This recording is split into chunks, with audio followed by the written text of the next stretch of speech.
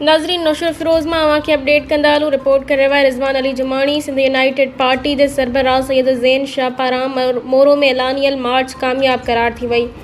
सैयद ज़ैन Shah, doctor नियाज़ कालानी, अयाज़ कुम्मी, महर डबाई, कराची बार सदर आमिर नवाज़ वड़ाइज समेत ॿियनि पारां ॻोठ लगारी बजाराणी पहुची हुई। मए मोरो वाक़े में शहीद थींदड़ इरफान लगारी ऐं ज़ाहिद लगारी जे वारसनि मज़ारनि ते गुलनि जी चादर चाढ़े दुआ घुरण बाद संदन मुक़ाफ़िलो मोरो क़ौमी शाहराह दादू बाईपास खां पैदल मार्च कंदे शहर जे मुख़्तलिफ़ चौकनि चौराहनि खां थींदो शहर जे शाही बाज़ार ताईं पहुचण ते जलसे जी सूरत इख़्तियार करे वियो। एहतजाजी जलसे खे अॻवाननि ख़िताब कंदे चयो त 20 मई ते क़ौमी कारकुन पुरअमन एहतजाज करे रहिया हुआ त पुलिस खेनि सिधियूं गोलियूं हलाए हिकु नौजवान खे ज़ख़्मी कयो, जेको इलाज दौरान फ़ौत थी वियो हो, जॾहिं त ॿिए नौजवान ज़ाहिद लगारी खे प्राइवेट माण्हुनि गोलियूं हणी क़तल कयो हो ऐं ॿिया नौजवान पिणु ज़ख़्मी कया विया हुआ।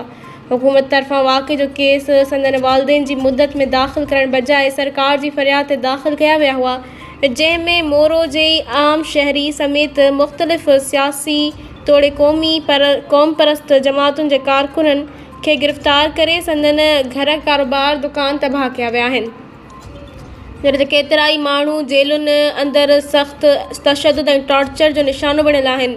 सिंध यूनाइटेड पार्टी तरफ़ां शहीद थी वियलनि जे वारसनि सां इहो वाइदो कयो हुयो त संदन ॿिनि नौजवाननि जे क़त्ल जो केस हर सूरत में दाख़िल करायो वेंदो। ॿी सूरत में सिंध अंदरि हिकु वॾी तहरीक जेका मोरो मार्च जे नाले सां शुरू कई वेंदी।